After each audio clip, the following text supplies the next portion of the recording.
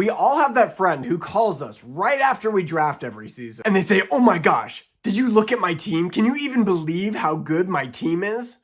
And you say, "No, I haven't looked at your team. I was drafting my team." And they go look at my team. Just go look at it. So you go and look at it. And their roster is terrible. And you can't even believe how someone could have drafted so poorly. But that's the thing I love about fantasy football is everybody leaves the draft thinking they have the best team in the league. Today, I'm going to give you my 15 tips that are going to help you to dominate your draft. These are real, tangible tips that if you apply will actually leave you with the best team post-draft in your league. This is First in Fantasy, where we talk everything fantasy football and NFL. We are a new channel, so if you wouldn't mind liking and subscribing, that would really help us out. We are putting out full-length videos every single day and trying to build a community here. Any comments would be appreciated as well. Let's get started. My number one tip is drafting players on good teams. I cannot emphasize this enough. As a Dolphins fan, a fan of a bad team, I can tell you exactly what this can look like. You have a star like Devon A-Chain, for instance, who is going to dominate throughout the season, but the problem is, once you get to the fantasy football postseason, if the Dolphins are not competitive, they are likely going to limit Devon A-Chain's touches. If they have no reason to be playing him, if they're not in playoff contention, they have good reason to take a look at the rookie running back they drafted or give more touches to the second and third back, especially if A-Chain has any sort of lingering injuries or anything like that. He's just going to lose work. So you really have to think, is the player you're drafting going to be on a team that is going to be competitive late in the season? A good example of this is Derrick Henry from last year. The Ravens were so-and-so and they were battling for a playoff position towards the end. And Lamar was coming back from an injury, and they just decided it's winter, it's time to feed the king. And what happened? Derrick Henry had like 45 fantasy points in the championship week last year. It's because he's on a team that needs him to produce if they're going to have a chance to go to the playoffs. Another good example is take Puka Nacua on the Rams. They're a high-flying offense. They're going to be competitive. They're going to be in big games every week. Compare that to someone like Garrett Wilson for the Jets, who might be an absolutely fantastic, underrated player, but with poor quarterback play, with just a mess of an organization, you don't know if those coaches could get fired mid-season. They likely will this year, I would imagine. It just puts those players in really uncertain situations. So draft players on good teams. Number two, this is drafting players who have good playoff matchups. I know we touched on this a little bit in the first one, but even more important than regular season matchups to me. And I know this is going to sound weird because the regular season is like 14 weeks. But to me, if you have a good enough player on a good team, even through those tough matchups, they're going to consistently produce. What you want to be looking at is those final 3 weeks, those quarterfinal, semifinal, and final weeks. For instance, going back to Derrick Henry, back to that he was drafted as a back-end RB1, high-end RB2 last season, but he produces the overall number one running back in the fantasy football championship. You look at other guys who were drafted as the RB1, RB2, RB3, like Jahmyr Gibbs, for instance. He was great all season, but his legs burned out. The Lions lost contention to go to the playoffs. And he was a total dud in the fantasy football playoffs last season. So we're really looking at a combination of these first two tips is, do we have a good playoff matchup? And is our player on a good team? You really want to try and combine those two things when looking for your players.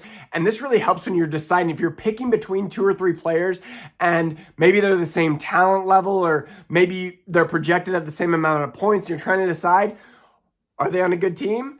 And what's their playoff schedule? Number 3 is filling out your entire starting roster before drafting a player to your bench. This is something I see at least half my league mates screw up every single season. They will draft a player that they don't need and can't utilize because he's higher up in the consensus overall ranking. Everyone has these guys in their leagues. It's going to be the people who end up with 3 quarterbacks or with 3 defenses, or in my league, it'll be an owner with 7 wide receivers because they went 0 running back and they took that so literally they just decided never to get one. Or maybe someone with 3 excellent tight ends. And these people are hilarious because they'll tell me, I'll say, what were you doing here? what were you thinking? You can't start 3 of these tight ends. Like, you're not even going to start the second one in your flex. And they'll say, Samuel, that may be true, but I've got the market cornered on tight ends. I've got the market cornered on potential breakout running backs. If someone needs a quarterback, they're coming to me. Okay, cool. But here's the thing. Most people don't trade out of the gates. And what will happen is because your team now lacks deficiencies in roles that you can actually start on your team, you are going to end up with a losing record, and you will be the one who loses leverage, and you will be the person who ends up reaching out to everybody nonstop and saying, oh, do you want this player? Do you want this player? He's really good. He's really good. And people will have leverage over you. They can either leave you isolated and just let you suffer with your bad choices, or they can now get those players for cheap because they know you are desperate. Always fill out your entire starting roster first. This will lead to a consistent, balanced, productive team from the get-go. Number 4 is going to be only grabbing/drafting premium players if they drop to you at a value. Okay, we're talking like Black Friday value here. So a good example for me in my main league last year is I drafted George Kittle because he fell to the 5th round. I was able to get Garrett Wilson. A good example of this is Jonathan Taylor was falling a lot of times to the end of the 2nd or top of the 3rd round last season in Indianapolis and ended up as a top 3 running back. You just never want to find yourself reaching for players, especially I would say in the first 4 rounds of the fantasy football draft. Last season, I saw people reach for Lamar Jackson because they said, I just want a stud quarterback and never have to worry about it. I saw people reaching for Justin Jefferson who were like, oh, I'm going to have top 3 wide receiver every single week. It's not worth reaching. If you pay at cost, that's totally fine. But like, we're talking about the inverse here. Don't reach, but if a player falls to you at value, like Breece Hall, for instance, I'm out on Breece Hall this season as a 3rd round draft pick. But if he's falling to that 4th round, that 5th round, and people in your league are smart enough to be like, oh, he's on the Jets, he's got a bad head coach, they're going to be down in game script, I don't want Breece Hall. If he falls to that 4th, 5th round and you're getting value there, that's when you snatch those players. And it'll be later in the season, people go, how did you get him in the 5th round? You're just patient, you just wait. You're going to get a few of these opportunities in every single draft, and you just have to be ready to pull the trigger on them and to not reach for the bad players. Number 5, and I can personally attest to this, don't drink and draft. My last 2 seasons in my main league, I have done the classic drink and draft where I just came out and go, well, a little brewski here to start the draft, and as I'm feeling good, maybe into the 2nd or 3rd round, maybe another second brewski here, and then I'm like, whoa, we're in the 7th round. Wait, I just auto drafted a pick? Oh, wait, I was at the turnoff. I auto-drafted 2 picks, and you become the laughing stock of your league. Now, that league where I auto-drafted last season twice because I was drinking and drafting, I ended up winning, so good for me. But you know how difficult that made life? Very, very difficult. So I am someone who falls victim to this often. Just be very careful. You know, if you need to be that guy, drink one drink and then go refill it with some water. Maybe pretend that you're a little woozy, a little tipsy, and that you're out of your element. And people are like, oh, he's going to tank on the draft when you're midway through. And you're like, I don't know who I'm drafting. You know, that is how I play a lot of my fantasy football throughout the season. We'll get to that in another video, is putting on a dumb facade or a lucky facade, and things will break your way, and it's nice. It's just kind of like pleading ignorance a little bit when you actually know what you're doing. All right, number 6, we are going to be drafting the best player available. A lot of times people get laser vision and they're like, oh, I need a running back. So they'll go maybe running back. And that's this like idea they went into the draft with. And they ended up, getting Ashton Genty instead of Jackson Smith and Jigba because they were like, I need a running back. I'm desperate on a running back. If you're picking, as it gets to your turn, usually through about, between 2 to 5 players, especially in those first 4 or 5 rounds, pick the best available player as long as you have an open slot on your starting roster. The biggest mistake people make with this, and we'll get to this, is they'll force an elite quarterback draft early on. I see guys like Josh Allen, Lamar Jackson, the quarterback frenzy picking will start, and you'll see him go in the 1st round, 2nd round, and you're like, huh? Like, these guys are great players, but I can get a quarterback in round 12 that's only going to be, 40, 50 points overall less than them throughout the entire season, which is like 2 weeks worth. So don't be that guy that's just like, I got to get this elite player and you overpay for him. That kind of goes back to our point before this one. All right, number 7, and this is sort of a game theory thing. This is what helps me. This might be the most valuable tip that I give today, and that is to be adaptable during the draft. Too many people go in with a fixed mindset. They say, I'm going hero running back, or I'm going zero RB, or I'm drafting 3 wide receivers to start, or I'm drafting 5 running backs to start. And they have this fixed mindset. Well, everyone knows once you actually get into that draft, it is nothing like your mock drafts. It's nothing even like your paid best ball drafts or anything like that. And every draft is different from one draft to the next. So you just have to be completely fluid with your thinking. Yes, you have those players you want to avoid. You have those targets you want, and you have enough of them in each round that you're ready to pivot your strategy. What I don't want to see from you is if you have 4 targeted players and they're all wide receivers and you decide to go wide receiver, wide receiver, wide receiver, wide receiver, and now one of those guys is on your bench and you don't have a quarterback, you don't have a running back, you don't have a good tight end. You must be fluid in your drafting process. It's not going to go the way you think it will. Use all these tips I'm giving today and you will build an excellent roster. The people who are ranking slaves and only do it based on ADP consensus, those are the guys who say, oh, well, my team is the best according to ADP, and oh, and if I plug my team into Fantasy Pros, look at my strength. Every year that I win, my team is typically like the 3rd or 4th best team according to Fantasy Pros. It's balance, it's consistency. That is really what you want. The less you have to rely on a singular player in any given week, the better off you're going to be and the more consistently you're going to win. Number 8, and that is avoiding rookie running backs on bad teams. Case in point, Ashton Genty from last season. And this is just one example because it happens every single year. I remember Clyde Edwards-Helaire, right? He became the rookie running back that the Chiefs drafted, and they didn't have a running back at the time, and everyone was like, oh, you got to draft them. This is when the Chiefs were in their prime, so people were so hype on them.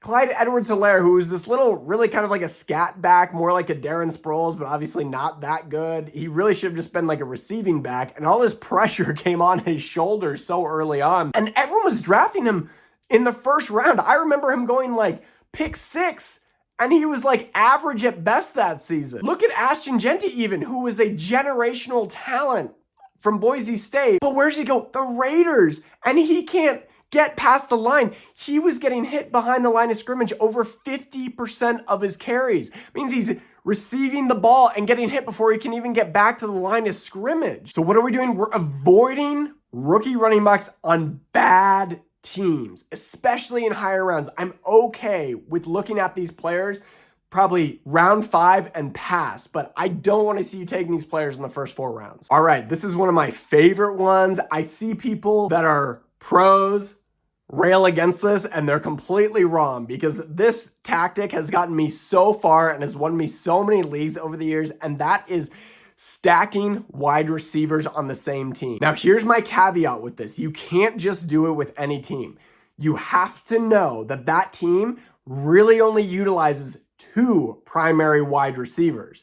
And this can actually work with a good team and a bad team. As I mentioned in a previous video, I once went to the finals drafting Brian Hartline and Mike Wallace of the Miami Dolphins in a year that they were terrible, but they would combine every single week because they were their only primary 2 receivers for like 20 to 30 points in standard scoring. And that was just consistent points rolling. It's like one of them would get 15, the other one might get 8. One of them, the next week, one of them might get 12 and the other one might get 10. It was awesome. And if you can really do this with like a great wide receiver and a good wide receiver, for instance, the Rams, if you can go get Puka Nacua and then Devontae Adams late in the draft and have a stack like that, you are sitting pretty. You know you're on a team that's going to throw the ball a ton with 2 really good players on a good team. You can't go wrong there. Number 10 is going to be wait on drafting a quarterback. The last 2 leagues I've won, I've had Baker Mayfield as my quarterback. I've had Jared Goff as my quarterback.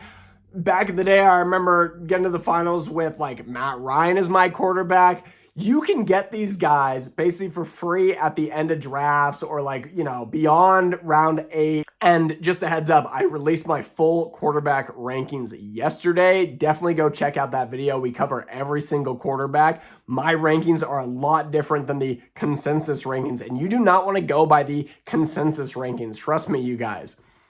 Those are a lot of people just copycatting each other's rankings, playing it safe. You want the actual take that is going to separate you from your league mates and make you a league winner. Unless you're getting Josh Allen like end of the 2nd round, 3rd round, like I'm never reaching for a quarterback. I am waiting.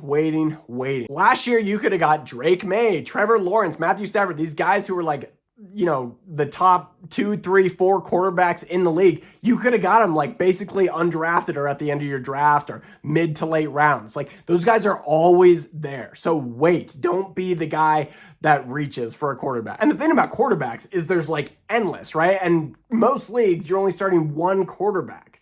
It's not like running backs where there's 32 starting running backs and there's 12 teams and you need to fill out all these roster spots. So you need a bunch of running backs. Like there's always an abundance of quarterbacks. And that person who hoards 3 quarterbacks, even if they're all good and they can only start one of them, eventually they'll drop one, pick them up for free. There's your quarterback that you didn't have to spend a draft pick on. Number 11, this one gonna be a little controversial, but it's kind of the Bill Belichick in me when he was a good coach, not when he was an awful coach, post Tom Brady and at North Carolina. That is to be out on a player 1 year early than late. Christian McCaffrey peaked in fantasy points last year. He's driven into the ground this season. I'm completely out on Christian McCaffrey. Last year, I told everybody, I said, don't take Mike Evans. He's getting up there in age, even though he's still talented. Look, he went to the 49ers. He's already banged up in camp. And what happened? He got hurt and he missed a lot of games. And for the first year in his career, he didn't reach 1,000 receiving yards.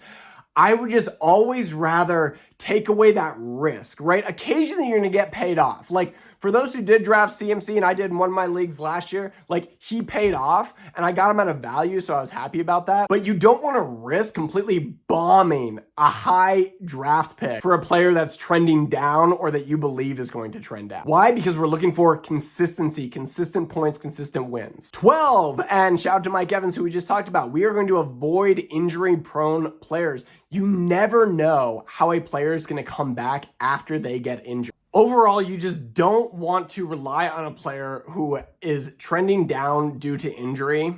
No one is ever gotten better post-injury, unless you're maybe the freak Adrian Peterson. Or if you don't need the sort of explosiveness at your position, maybe like a Tom Brady back in the day when he went down for a season, but then he was able to just adjust his play a little bit. So avoid those risks, avoid the red flag players. Number 13, and this is something I screwed up last season, something I've always believed in, I've always used, and sometimes it's like we just go against our gut instinct. It's like, oh, if you have the chance at that first overall pick, you're like, give me the first overall pick. But here's the tip, is if you are choosing your draft spot, you should be the furthest spot back in the range of players that you're targeting. For instance, prime example is if you want a high draft pick, and let's say you either want Jahmyr Gibbs or Bijan Robinson. Those are the top 2 projected running backs. I've got a whole video on who I think is better going into the season. That's another video. Check that out. But we'll just say you want one of them, and you have the option of picking 1 or 2, and it's kind of a nail biter on who you want. You're going to take the second pick, okay? That means that when we come back around on the snake draft, which is most common, you are going to have a better draft spot. You're going to be up about 2 more position slots, 2, 3, 4 position slots than you would have been had you taken the overall 1 pick. Additionally, you can let other players, the further back you are, so let's say we don't want those 1 or 2 spots. Let's say we'd be happy with any of the top 8 picks. Like that would be a core for our team. We're targeting all of them. We're happy with all of them. The further you can go back, let's say we're going to take that pick 8 spot, is it gives more time to let other owners potentially reach for players beneath, and value players then might drop to you. That's how I got Christian McCaffrey last year. I got him like last pick of the first round or like top of the second. I can't remember. It was like, he wasn't a player I was targeting necessarily, but because I was so late in the draft, I believe I was like 11 or 12 in that draft, enough people passed on him to where he became a value for me. That's why we want to be in the back range, the furthest spot that we can choose of the players we're targeting. Number 14, and this is going to be a personal decision. I tend to be the league villain. I don't know if anyone can empathize with me out there, but as you can tell, I've got a big mouth, I've got a lot of big opinions, and I really don't mind letting people know. I think, if there's a world where you're going to be able to talk trash, it should be with your friends, with your league mates, as we all pretend we're NFL owners and we're managing these players. It's all just simulation. It's all just fantasy. And it's so much fun. So don't be afraid to talk a little trash. When you're playing, it's a game, right? When you're playing a game, don't be afraid to have a little personality switch. Every season, I kind of switch my personality a little bit depending on the league. But at the end of the day, I tend to be a villain of the league. And this brings me to 14, and that is talk trash to your league mates if you're comfortable doing so. Don't be toxic, nothing personal, but for me, every year, and I'm always honest about this, I don't just when they make a pick I don't agree with, I don't just trash it blindly. But if there is a pick I truly don't agree with, or I think they reach, or I'm just why would you pick that player, I let it be known, because what does that do? It gets into their heads early on in the draft. They'll be like, oh no, I think he's gonna be really, and they start defending why, and then it's gonna pivot them into maybe taking unnecessary risks on other players, or maybe doubling down on these bold decisions or bad decisions and stacking players with them and trying to build or trying to compensate. So listen, it's just a personal thing for me. If you're up for it, great. If not, it's not a problem. But I talk some smack during the draft, and I do find that it makes the draft more fun, more engaging. It gets people talking, but also it tends to rattle league mates a little bit. And our last tip is going to be choosing players that have upside rather than consistently low floor players that are going to get you points. For instance, I think Jacoby Myers is a good wide receiver, but he's not a wide receiver with a lot of upside, in my opinion. He's a guy who's going to go get you 6 catches for 60 yards every single week, and maybe every 5th week he'll nab a touchdown. I'm more interested, let's say, in Dolphins rookie wide receiver and saying, maybe this guy explodes. Maybe I draft him in a later round with the idea that he could become a star, right? I remember Amon-Ra St. Brown going undrafted. I remember Justin Jefferson going undrafted. Jamar Chase going in super late rounds, right? And look how those guys turned out. I'm not saying all these receivers are going to be like that, but this goes for receivers and running backs and even some tight ends, but mainly receivers and running backs, where if they have an opportunity to playing time and they have talent, I'd rather go with that than sort of a boring player that's consistent but isn't going to necessarily win you weeks. Because you can find those players, you can stream those players that, over the course of the season might not have as many points as, say, Jacoby Myers, but that will have a good enough matchup where they can produce the same on a week-to-week basis if you can plug and play them. So that's it. Those are my 15 best draft day tips for you. Follow these, and I guarantee you are going to be leaving your draft with the best team, and you're going to be set up for a successful year. Please remember to like and subscribe to the channel as we get growing. We're going to be posting full videos every single day and hopefully live streaming